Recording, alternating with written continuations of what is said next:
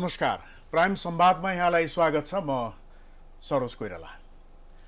सरकारले नागरिकता विधेयकलाई अगाडि बढाउने तयारी गरेको छ। राष्ट्रिय सहमति नजुटेका केही विषयहरूलाई थाती राखेर भए पनि अगाडि बढाउने भन्नेसम्मका कुराहरू आएका छन्। नागरिकता संवेदनशील विषय त हुँदै हो, तर दलहरूको आफ्नो अडान, आफ्नो धारणा, आफ्नो दृष्टिकोणका कारण नागरिकता सधैँ एउटा जटिल विषय पनि बन्दै आइरहेको छ।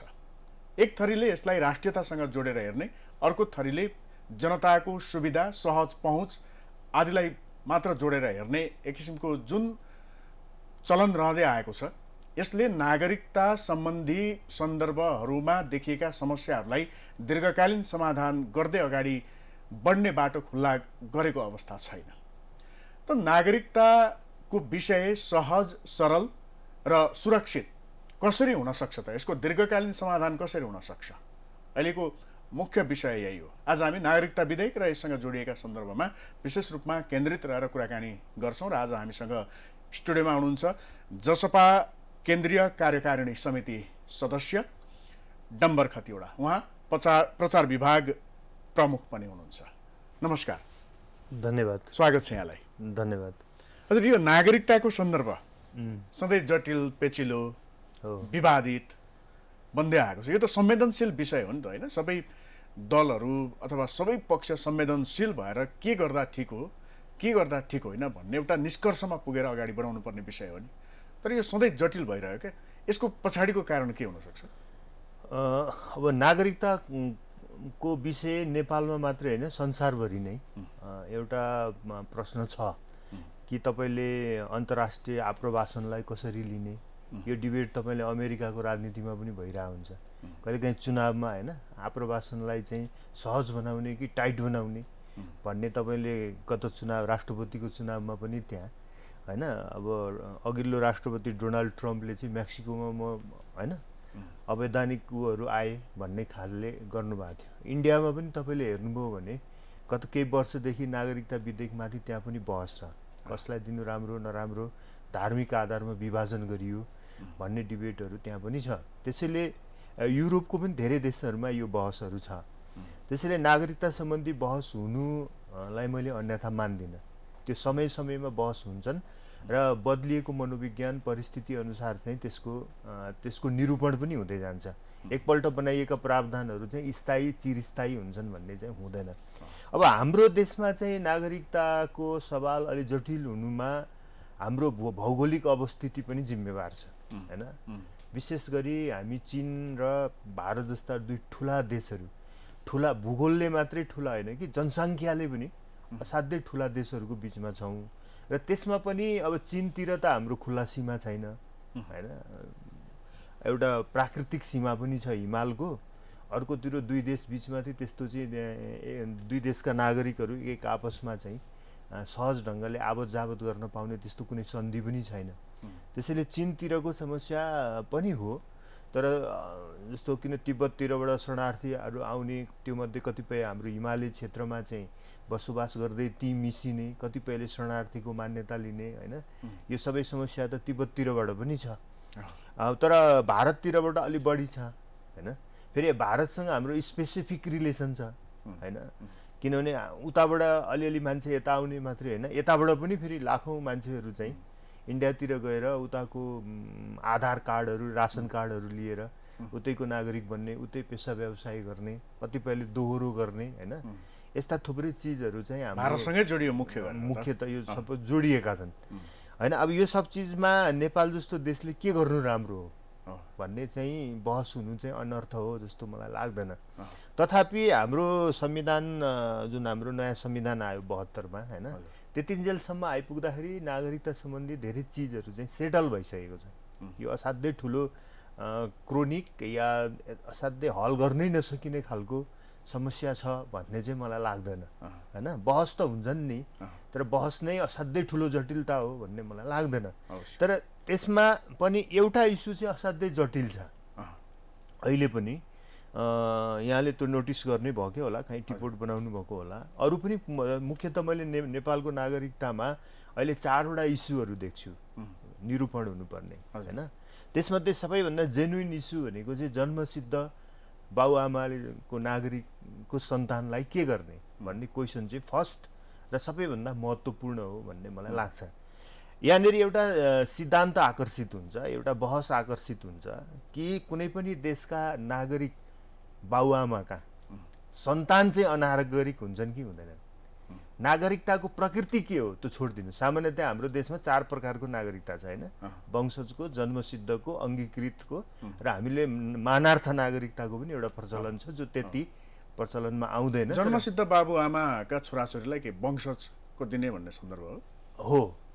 यही नै नेपालको नागरिकता ऐनको अहिलेको सबैभन्दा महत्त्वपूर्ण इस्यु हो भन्ने मलाई लाग्छ कि यहाँलाई थाहा होला दिनुपर्ने किन, त्यो दिनुपर्ने किन, त्यो स्पष्ट पारिदिनुहोस् न। जस्तो भन्नु न, वंश तपाईँले बुवा आमालाई नागरिकता दिइसक्नुभयो होइन, जन्मसिद्धको आधारमा दिनुभयो। तर तपाईँले कानुनमा संविधानमा यो खुलाउनु भएन कि जन्मसिद्धले पनि त बिहे गर्छन्, जन्मसिद्ध मान्छेले पनि त सन्तान उत्पत्ति त गर्छन् नि त होइन। त जन्मसिद्ध नागरिकहरूको सन्तानको बारेमा चाहिँ के हुन्छ भन्ने अब त्यो हाम्रो नीति निर्माताहरूको एउटा दूरदृष्टिको अभाव पनि हो क्या। किन एकपल्टलाई जन्मसिद्ध दिने भन्ने खालको उहाँहरूले डिसिजन गर्नुभयो होइन। जन्मसिद्ध नागरिकताहरू पनि बाँडिए।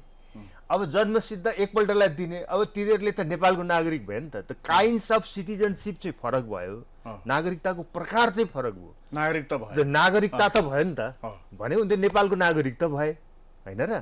अब उनीहरूलाई के हुन्छ, जस्तो अमेरिकामा पहिलो पुस्ताको नेपाली गयो एकछिनलाई भने उसले ग्रिन कार्ड पाउँछ होइन, ग्रिन कार्ड पायो, उसको पोलिटिकल राइट्स हुँदैन, अरू सबै राइट्स हुन्छ। तर उसको सन्तान त फेरि अमेरिकी नागरिक हुन्छ नि त एक पुस्ता तल गएपछि त। यहाँ त हामीले के गरेको छौँ, जन्मसिद्धहरूलाई चाहिँ फर्स्ट पुस्तामै तपाईँको नागरिकता दिएको छौँ। तर सेकेन्ड पुस्ताको त अनिवार्य अधिकार हो कि। बरु फर्स्ट पुस्तालाई दिँदाखेरि हामीहरूले बडो छानबिन गर्नु पर्थ्यो होला होइन, त्यो ठिक हो कि बेठिक हो कि वेटेज पुग्थ्यो कि पुग्दैन थियो प्रमाणको भन्ने कुराहरू हेर्नु पर्थ्यो होला। तर बुवा आमा भइसकेपछि त सन्तानलाई रोक्ने भन्ने कुरा त यो मानवीय दृष्टिकोणले हुँदैन क्या, हुँदैन, त्यो गर्नै हुँदैन, त्यो अपराध हो। कि त उनीहरूको अर्को कुनै देश छ भने देखाइदिनु पर्यो, उनीहरू कहाँबाट आएका थिए, उनीहरूको नागरिकता रद्द गर्नु पर्यो, त्यो देशको सरकारसँग कुरा गर्नु पर्यो, उनीहरूलाई अनि चाहिँ सङ्कलन गरेर गाडीमा या प्लेनमा हालेर डिपोर्ट गरेर त्यो देशको सरकारलाई लगेर जिम्मा लगाइदिनु पर्यो होइन। कि तपाईँसँग त्यो गर्ने ताकत र आँट हुनु पर्यो। होइन भने नागरिकको सन्तानलाई अनागरिक बनाएर राख्न त पाइँदैन नि होइन। यो कुरामा स्पष्ट भएन होइन, हामी यो कुरामा स्पष्ट भएनौँ र जसले गर्दाखेरि एउटा ठुलो एउटा करिब मेरो तथ्याङ्कमा 2 देखि 3 लाख युवा युवतीहरू अहिले 16 वर्ष कटिसकेका छन् होइन। 16 वर्षसम्म त उनीहरूलाई के भने यो चाइल्ड राइट्सको कुरा भयो, बाल अधिकारको दृष्टिकोणले उनीहरूको जन्म दर्ता भयो होइन। त्यसपछि उनीहरूको चाहिँ स्कुल पढे। अब एडल्ट भएपछि त, वयस्क भएपछि त अब त्यसले हुँदैन नि। अब तपाईँ ब्याङ्क खाता खोल्न जानु पऱ्यो, नागरिकता चाहिन्छ। जागिर एप्लाई गर्नु पऱ्यो, नागरिकता चाहिन्छ। विदेश जानु पऱ्यो, नागरिकता चाहिन्छ।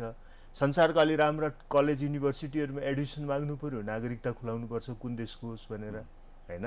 अब पेसा व्यवसाय गर्नु पऱ्यो, दर्ता गर्नु पऱ्यो, नागरिकता चाहिन्छ। हेर्नु त उनीहरूको त जीवनै ब्लक भयो नि होइन। यो चाहिँ मैले एक प्रकारले यो कुरा हाम्रो राजनीतिज्ञहरूले बेलैमा नबुझ्नु र समाधान नदिनु चाहिँ एउटा ठुलो पीडादायक, मानवीय दृष्टिकोणले पीडादायक हो। र व्यक्तिगत जीवनमा मैले त्यस्तो युवा युवतीसँग धेरैसँग भेटघाट पनि गरेको छु होइन। त्यसैले जसलाई यो समस्याको संवेदनशीलता थाहा छैन उहाँहरूले चाहिँ यसलाई चाहिँ यो मजाक जस्तो होइन, बाबुआमा नागरिक भएर पनि सन्तानले नागरिकता पाउँदैन र के भनेको यो भन्ने खालको पनि होला। त वंशजको दृष्टिकोणले त त्यही हो। तपाईँ हाम्रो जन्मसिद्ध आधारमा नागरिकता पाएका बाबुआमाका छोराछोरीहरूलाई नागरिकता दिने सन्दर्भमा जुन पक्षले समस्या देखिरहेका छन् नि, के त्यो अर्थहीन हो? त्यहाँ केही समस्या हुँदैन? केही हुँदैन। करिब 3 लाख मान्छेहरूले नागरिकता पाउने हुन् जो हाम्रो जनगणनामा आइसकेका छन्। नागरिकता भएको या नभएको कारणले जनगणना त हुँदैन नि, हुन्छ र। जनगणनाको तथ्याङ्कले के देखाइरहेछ कि हाम्रो देशका अधिकांश जिल्लाहरूमा चाहिँ जनसङ्ख्या वृद्धि दर मात्रै घटेको छैन कि वृद्धि दर घट्नु एउटा कुरा हो, स्वयं जनसङ्ख्या नै के भइरहेछ त घटिरहेछ। अर्थात् वृद्धि दर नै नेगेटिभ ऋणात्मक भइरहेछ नि त। त्यो देखाए यो एउटा समस्या भयो। अर्कोमा जाउँ, जस्तो यहाँले 4वटा मुख्य भन्नुभएको छ। अर्को नेपाली पुरुषसँग विवाह गर्ने दोस्रो भनेको महिलाहरूको अङ्गीकृतको क्वेसन हो हैन। यो महिलाहरूको पनि हो र महिलाहरूको दम्पतिको पनि हो। यहाँनिर एउटा ठुलो एकातिर हाम्रो संविधानले के भन्छ भने हामी त लोकतन्त्र स्वीकार गरेको देश हो। लोकतन्त्र स्वीकार गरेको देशमा जेन्डर लैङ्गिक असमानता त हुनु पाउँदैन नि, पाउँछ र हैन। पुरुषको लागि चाहिँ प्रावधान लैङ्गिक समानता लोकतन्त्रको विश्वव्यापी मान्यता भनेको के हो? पुरुषको लागि कानुनी रूप जैविक रूपमा महिला र पुरुष एउटै होइन, केही डिफ्रेन्सेसहरू छ जैविक रूपमा क्या। तर समानताको सिद्धान्त भनेको के हो?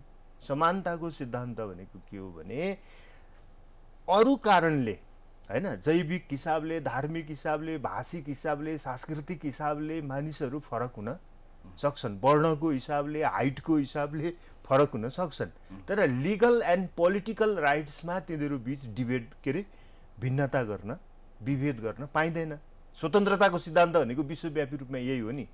स्वतन्त्रताको सिद्धान्त भनेको सबै मान्छेलाई एउटै र उस्तै बनाउने भन्ने होइन। मान्छेका डिफ्रेन्सेसहरू भइ नै रहन्छन्, समुदायगत डिफ्रेन्सेस, भाषिक डिफ्रेन्सेस, सांस्कृतिक डिफ्रेन्सेसहरू भइ नै रहन्छन्।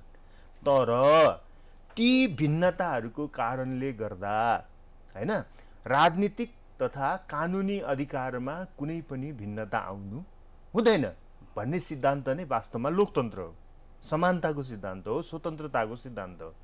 तपाईले हाम्रो अङ्गीकृत नागरिकतामा चाहिँ यो सिद्धान्तलाई पालना गरिएको छैन हैन। छोराको दम्पतिलाई तुरुन्तै अङ्गीकृत दिने, छोरीको दम्पतिलाई 15 वर्षपछि मात्रै दिने, त्यही न हो।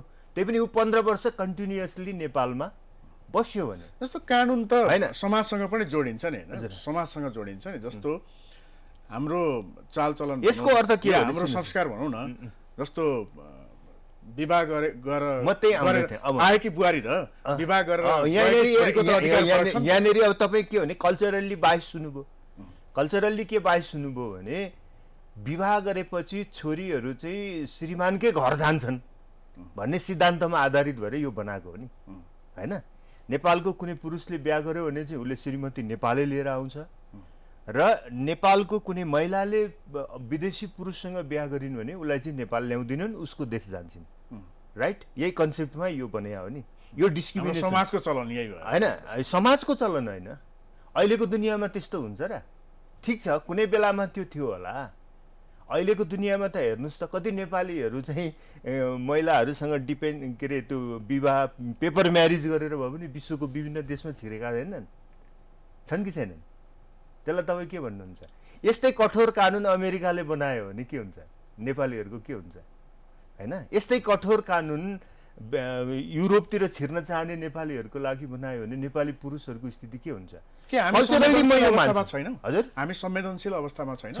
यो मान्दिनँ। सुन्नुहोस् न, अहिलेको दुनियाँमा के हुन्छ भने महिला पुरुषको घरमा जान पनि सक्छ, पुरुष महिलाको घरमा जान पनि सक्छ, महिला पुरुषको देशमा जान पनि सक्छ, पुरुष महिलाको देशमा जान पनि सक्छ।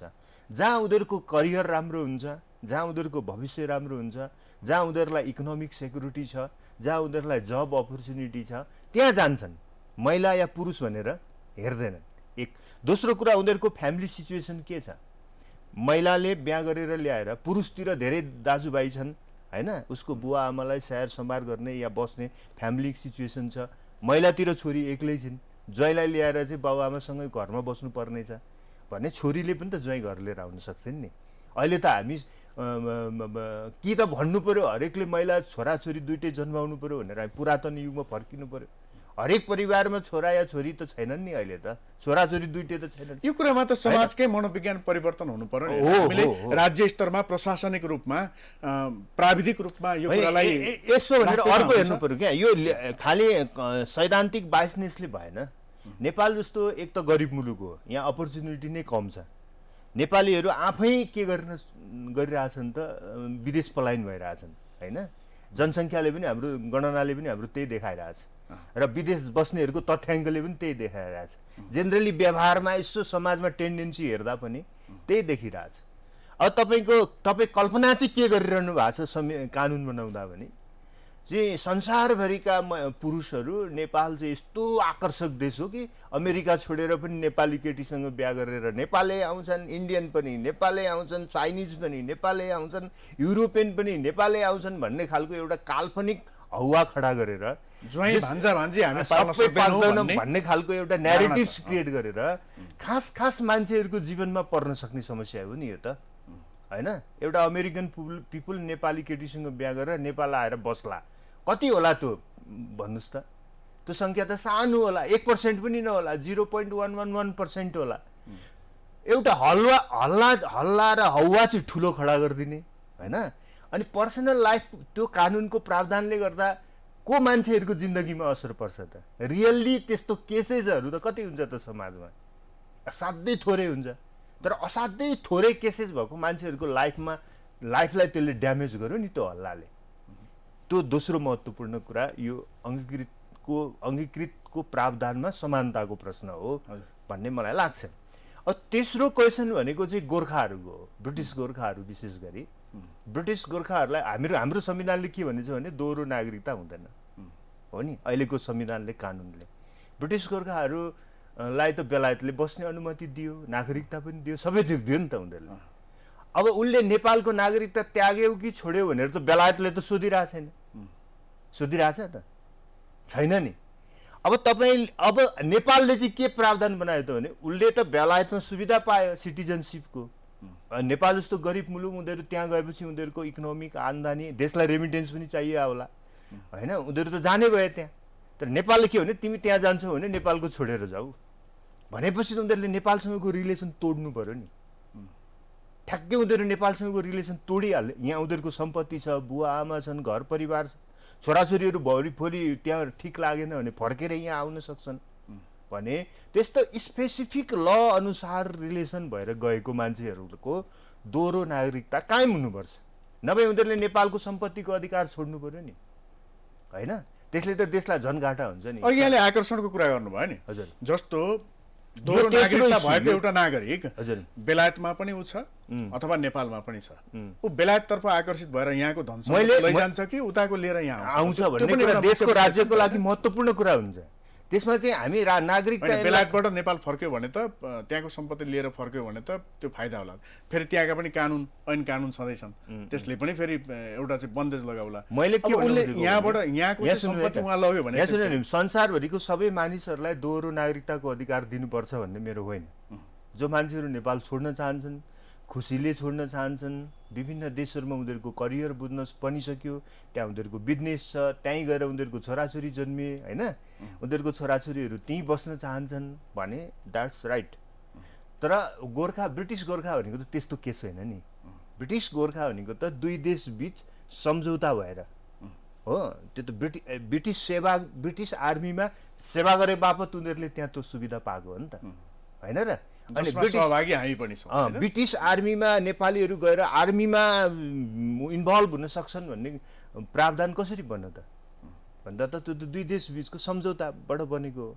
मैले त्यस्तो केसेसहरूलाई भन्दैछु, त्यस्तो केसेसहरू जो राज्यकै सम्झौताहरूबाट चाहिँ डुएल तपाईँको रेस्पोन्सिबिलिटी क्रिएट भयो नि त त्यहाँ त। किनभने ती नागरिकहरूको त नेपालप्रतिको पनि जिम्मेवारी छ, बेलायतप्रतिको पनि जिम्मेवारी छ। उनीहरूको नेचुरल लाइफमा चाहिँ, प्राकृतिक जीवन, नैसर्गिक जीवनमा चाहिँ दुईटा देशप्रति समान कर्तव्यको उत्पत्ति भयो भने, होइन, त्यहाँ नागरिकता पनि दोहोरो हुनुपर्छ। यो एउटा सन्दर्भ भयो। अर्को चौथो अब नागरिकताको चौथो इस्युज भनेको चाहिँ यो हामी भन्छौँ, के भन्छौँ नि, गैर आवासीय नेपाली। गैर आवासीय नेपालीहरूलाई कसरी ट्रिट गर्ने भन्ने हो। किन अहिलेको हाम्रो संविधानले के भनेको छ त भन्दा गैर आवासीय नेपालीहरूलाई चाहिँ राजनीतिक बिनाको अधिकार दिएको छ नि, होइन? पोलिटिकल राइट्स बिनाको संविधान चाहिँ एउटा, अहिले ठ्याक्कै मैले बिर्सेँ नाम, होइन? एउटा यस्तो राष्ट्रिय परिचय पत्र क्रिएट गर्ने जो पाएपछि उनीहरूले राजनीतिक अधिकार बिनाको अरू अधिकार चाहिँ नेपालमा पाउँछन् र उताको नागरिकता त्यागेर आयो भने फेरि उनीहरूको सन्तानले पनि के गर्छन् त नेपालको नागरिकता पाउँछन्। तिनै एनआरएनहरूले पनि उताको त्यागे भने फेरि यताको के हुन्छ, एक्टिभ हुन्छ। भन्ने अहिलेको प्रावधान छ। यो झट्ट हेर्दाखेरि नराम्रो छैन यो प्रावधान। एनआरएनएलले पनि दोहोरो नागरिकताको कुरा गरेका छन् नि। यहाँले जस्तो बेलायतको सन्दर्भमा लिगल ट्रिटमेन्टको कुरा हो कि गैर आवासीय नेपालीहरूलाई पनि त्यो गर्न सकिन्छ। मैले त्यहाँनिर भन्दैछु अहिलेको कानुनमा चाहिँ त्यो छैन हैन, उनीहरूले पोलिटिकल राइट्स बिनाको कुरा छ। तर अब त्यहाँनिर महत्त्वपूर्ण कुरा चाहिँ के छ भने हामीले देशको हितको तरिकाबाट कसरी सोच्ने भन्ने हो क्या, कि हाम्रो इकोनोमी कस्तो हो। जस्तो यहाँबाट एनआरएनहरू जति जान्छन् यहाँ उनीहरूको यहाँको राजनीतिलाई चुडाइदिउँ भने मानवीय दृष्टिकोण के हुन्छ त है। संसारभरि एउटा अर्थशास्त्रमा एउटा सिद्धान्त हुन्छ कि जहाँ सक्षम र धनी मानिसहरू आकर्षित हुन्छन् त्यही देशको अर्थतन्त्र बलियो हुने हो। जहाँ कमजोर र गरिब मान्छेहरू मात्रै बस्छन् त्यो देशको त अर्थतन्त्र बलियो हुँदैन हैन। त्यसैले अब हाम्रा अलिकति पढ्ने लेख्ने बित्तिकै बाहिर जाने, अलिकति कमाउने बित्तिकै बाहिर जाने, अनि वहाँ गएर उनीहरूले ल्याएको कमाइलाई पनि तपाईँ नेपालबाट टुटाउँदै गएपछि त उनीहरूले यहाँ ल्याउने इच्छा गर्दैनन्। अहिले तपाईँले लेटेस्ट रेमिटेन्सको टेन्डेन्सी एनालाइसिस गर्नु त पहिला हामी के भन्थ्यौँ भने नेपालीहरू विदेश गयो भने रेमिटेन्स बढ्छ भन्थ्यौँ होइन। हाम्रो रेमिटेन्स एकपल्ट जिडिपीको 28-29% पुगेको थियो नि। अहिले पछिल्लो केही वर्षको तथ्याङ्क हेर्नुहोस् त के भइरहेछ, विदेश जाने मान्छेको सङ्ख्या बढिरहेछ, रेमिटेन्स चाहिँ घटिरहेछ र जिडिपीमा रेमिटेन्सको योगदान पनि घटिरहेछ। अहिले त 21%, 29% पुगेको जिडिपीमा योगदान पुगेको रेमिटेन्स घटेर अहिले 21%मा आइपुगेको छ होइन। विदेश जाने मान्छेहरूको सङ्ख्या चाहिँ बढ्ने, रेमिटेन्स चाहिँ घट्ने। वाट ह्यापेन, के भयो त यो टेन्डेन्सीको अध्ययन गर्नु पर्यो नि। यो टेन्डेन्सीको अध्ययन गर्दाखेरि मलाई के लाग्छ भने अरू पनि यसका थुप्रै कारण छन्। कोभिड होला, विश्व अर्थतन्त्रको कुरा होला, अनेक कुराहरू हो। तर एउटा चाहिँ हाम्रो यो नयाँ संविधानमा आएको नागरिकताको प्रावधान पनि हो। कसरी भन्नुहुन्छ भने यो नागरिकताको यो प्रावधानपछि अब मान्छेहरूलाई के लाग्यो भने नेपालमा किन बस्ने, मेरो उताको नागरिकता पाएको अपर्च्युनिटी छोडौँ, उहाँको उसको व्यापार बिजनेस करियरहरू चौपट हुने भयो।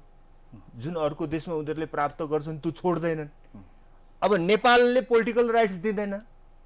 जुन देशमा म जन्मेँ हुर्केँ बढेँ, मेरो भाषा संस्कृति सारा मिल्छ, त्यो देशले मलाई त्यति पनि पत्याउँदैन भने त्यो देशमा म किन सम्पत्ति पठाउँछु कमाएर। अब यो चारवटा मुख्य सन्दर्भ यहाँले उठाउनु हो नि होइन। जस्तो मैले अघि भूमिका बाँध्दा पनि उठान गरेको थिएँ, हामी कहाँ एक थरी राजनीतिक दलहरू छन्, नागरिक समाजको एउटा तबका छ या एउटा पक्ष छ जो राष्ट्रियताको सवाल मात्र देख्छ, संवेदनशीलता मात्रै देख्छ, भू राजनीतिक अवस्थिति र त्यसले ल्याउन सक्ने चुनौती र अप्ठ्याराहरू मात्रै देख्छ। एउटा पक्ष छ। राजनीतिक दलहरूकै अर्को एउटा पक्ष छ या नागरिक समाजको र अर्को समूहको पनि एउटा पक्ष छ जो अहिले यहाँले भने जस्तै पछिल्लो समयमा विकसित अप्ठ्याराहरू, प्राविधिक पक्षहरू आदि कुरालाई मात्रै देख्छ। यो बिचमा सन्तुलित ढङ्गले चाहिँ हेर्नु पर्दैन। सन्तुलितसँगले यो संवेदनशीलताको दृष्टिकोणले हेर्नेहरूले यहाँले भने जस्तै यो अप्ठ्यारा कठिनाइहरू अहिलेको यो पछिल्लो समयमा विकसित भएका सन्दर्भहरू छन् नि, त्यसमा पनि अलिकति हेरेर सन्तुलनमा आउने र अहिले यो पछिल्लो समयको विकसित यी अप्ठ्याराहरू प्राविधिक पक्षहरूलाई हेरेर जुन राष्ट्रिय संवेदनशीलता या हाम्रो भू राजनीतिक अवस्थिति र चुनौतीहरूको जुन कुराहरू उठाउने छन् नि, त्यो कुरालाई पनि अलिकति ध्यान दिएर बिचमा सन्तुलन कायम गर्ने भने अहिले तत्कालको समस्या समाधान हुन सक्छ होला नि होइन। यहाँको टिप्पणी के छ यो सन्दर्भमा? मेरो के छ भने यो चारवटा इस्युहरू मध्ये दुईटा इस्यु चाहिँ कम्प्रोमाइज गर्न मिल्दैन। जन्मसिद्धको नागरिकता, जन्मसिद्धको सन्तानलाई त अविलम्ब दिनुपर्छ, नभए चाहिँ त्यो चाहिँ नेपालले चाहिँ मानवता विरुद्धको अपराध गरेको ठहर्नेछ। आफ्नै नागरिकलाई अनागरिक बनाउन पाइँदैन नि होइन। त्यो तर अन्तर्राष्ट्रिय अभिसन्धिहरू, अन्तर्राष्ट्रिय कानुनहरूको दृष्टिकोणले पनि त्यो प्रावधान त गलत हो होइन। दोस्रो कुरा, गोर्खा रेजिमे ब्रिटिस गोर्खाहरूको बारेमा राज्यले कुनै भ्रम पाल्न जरुरी छैन कि त लाउर जाने सिस्टम नै तोड्नु पर्यो होला। कतिपयले चाहिँ गोर्खा भर्ती खारेज गर भनिरहेको हुन्छन् नि। नेपाल जस्तो देशको लागि त्यो कति ठिक हो होइन, त्यसको एउटा भिन्नै विश्लेषण हुनसक्छ। तर तपाईँ सन्धि गरेर आफ्नो नागरिकलाई विदेशी देशको सेनामा पठाउनुहुन्छ र त्यो सेनामा उसले सुविधा गरे बापत, काम गरे बापत त्यो देशले उसलाई कुनै सुविधा दिन्छ, त उसले सुविधा दिएको लोभले यहाँ तपाईँ आफ्ना नागरिकको अधिकार कटौती गर्नुहुन्छ भने त्यो अर्को अपराध, अन्याय हो त्यो होइन। यो दुईटा इस्युमा धेरै सोचिरहनु पर्ने छैन। जस्तो बाँकी मलाई लाग्छ। दुईटामा बाँकी संवेदनशीलता दुईटा अपनाउन इस्यु- जरुरी छ। बाँकी जरुरी दुईटा छ। इस्युमा संवेदनशीलता अपनाउन जरुरी छ। एनआरएनको केसमा र यो वैवाहिक अङ्गीकृतको केसमा केही हाम्रो भूराजनीतिक जटिलताहरू चाहिँ आकर्षित हुन चाहिँ सक्छ। तर विचार हैन? मन्थन भएन के तर विचार यसमा मन्थन भएन। यसमा पनि मलाई के लाग्छ भने हामीले यो जस्तो अङ्गीकृतकै केसमा तपाईँ जानुहोस् होइन, अङ्गीकृतको केसमा हामी अन्त्यमा छौँ, छोटोमा बताइदिनुहोस् त समाधानको उपाय छोटोमा। के तपाईँलाई लाग्छ कि नेपाली छोरीहरू बिहा गरेर सबै नेपाल ज्वाइँहरू नेपाल आउँछन्? तपाईँ त इभिडेन्स बेसमा जान सक्नुहुन्छ नि। केस बेस तपाईँ केस स्टडी चाहिँ कानुनलाई अलिक फ्लेक्जिबल बनाउनुहोस् होइन, प्र्याक्टिसलाई टाइट बनाउनुहोस्। बुझ्नुभयो नि? त्यो रियल हो। कुनै अमेरिकन नेपाल आएर बस्न चाह्यो, उसको साँच्चै बिहा भएको हो, त्यो केटी कति वर्षदेखि उहाँ थिइन्, उनीहरूको म्यारिज सर्टिफिकेट के छ, उसको घरको परिस्थितिहरू के हो, ऊ फर्किन पनि त सक्छ नि। फेरि 2 वर्ष आएर नेपाल बसेर म गएँ भनेर फेरि नागरिकता त्यागेर जान पनि सक्छ।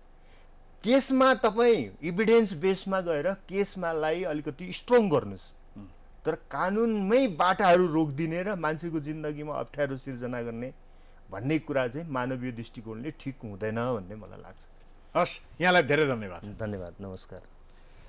हामीसँग हुनुहुन्थ्यो जसपाका कार्यकारिणी समिति सदस्य, प्रचार विभाग प्रमुख डम्बर खतिवडा।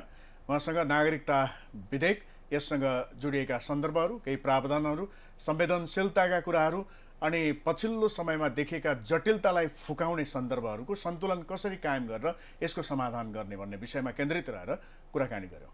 यससँगै कार्यक्रम प्राइम संवादको आजको लागि समय सकिएको छ। हेर्दै गर्नुहोला प्राइम टाइम्स HD। नमस्कार।